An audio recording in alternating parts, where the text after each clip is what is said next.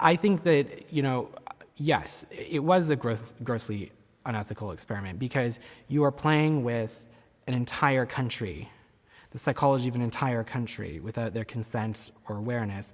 And not only are you playing with the psychology of an entire nation, you're playing with the psychology of an entire nation in the context of the democratic process.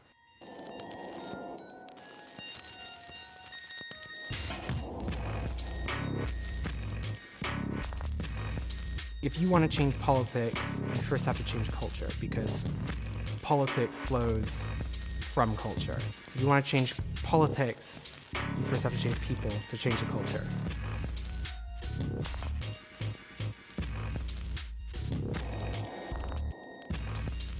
Yeah, so we would know what kinds of messaging you would be susceptible to, including the framing of it, the topics, the content, the tone, whether it's scary or not, that kind of thing. So what you would be susceptible to and where you're going to consume that. And then how many times do we need to touch you with that in order to change how you think about something.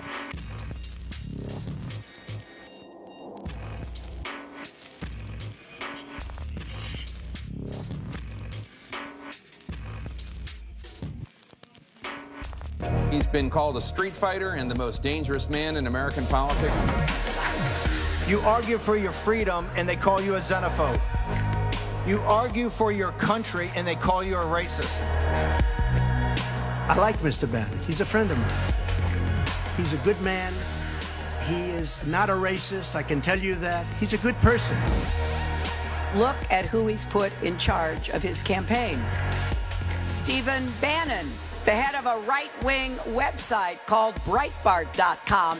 Breitbart embraces ideas on the extremist fringe of the conservative right. Let them call you racist. Let them call you xenophobes. Let them call you nativist. Wear it as a badge of honor.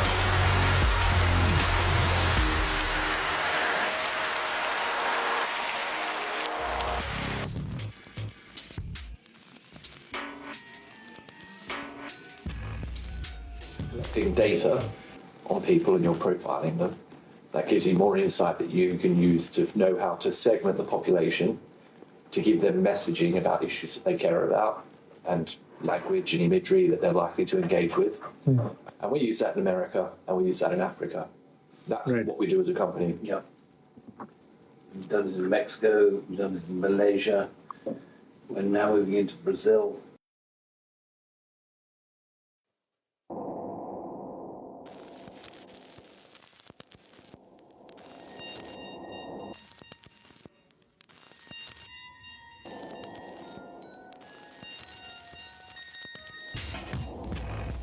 We have rebranded the entire party twice, written their manifesto, done 2 rounds of 50,000 surveys. Huge amounts of research, analysis, messaging.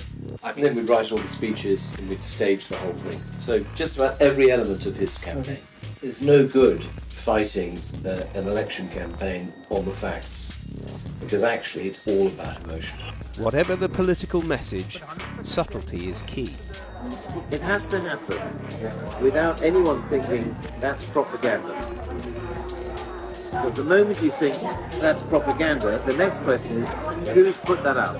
Yes.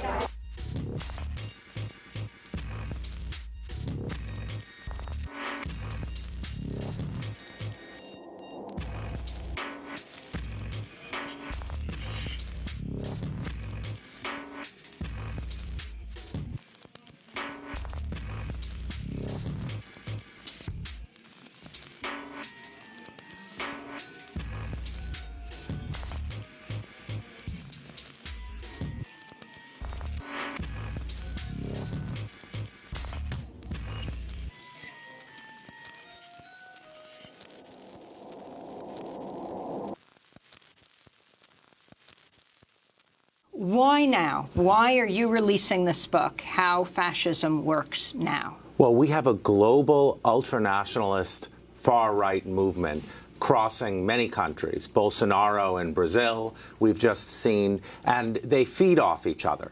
So I think right now it's very important to make people aware of the features of fascism. The 10 pillars of fascism, what are they? The 10 pillars of fascism are, number one, a mythic past, a great mythic past. Que época maravilhosa, você podia ir para a rua com segurança, a tua família era respeitada, o policial era policial. Que moral tem para falar em democracia? Nós não tem moral nenhuma. Democracia e liberdade tinha, sim, presidente, subtenente Gonzaga, no período militar. Hoje nós vivemos presos dentro de casa. Number two, propaganda. There's a certain kind of fascist propaganda where everything is inverted. The news is the fake news. Anti-corruption is corruption. Mais fake news da Folha de São Paulo. Mentira! Nunca falei isso. Mais uma covardia dessa imprensa suja. So three, anti-intellectualism. As Steve Bannon said, it's emotion, rage gets people to the polls. We got elected on lock her up and build the wall. Hitler in Mein Kampf says, you want your propaganda to appeal to the least educated people. Number four, unreality. You have to smash truth. So reason gets replaced by conspiracy theories.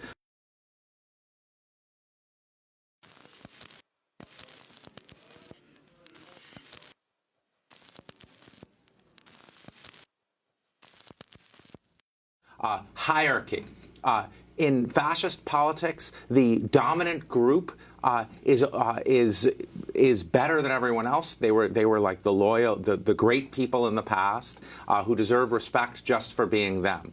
Victimhood. In fascism, the dominant group are the greatest victims. The men are the greatest victims of encroaching feminism. Whites are the greatest victims of blacks. Law and order. What are they victims of? They're victims of the outgroup, who are criminals. What kind of criminals are there? They're rapists. The outgroup is lazy. They're not just criminals, they're lazy.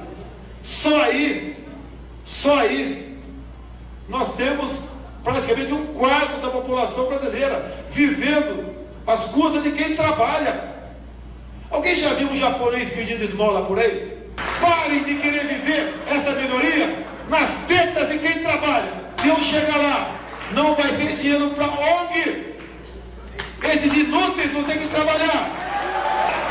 Não vai ter centímetro demarcado para reserva indígena ou para quilombola.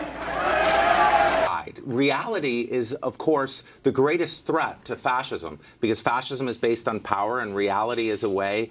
Just remember, what you're seeing and what you're reading is not what's happening. Eu incomodo que minha arma é a verdade.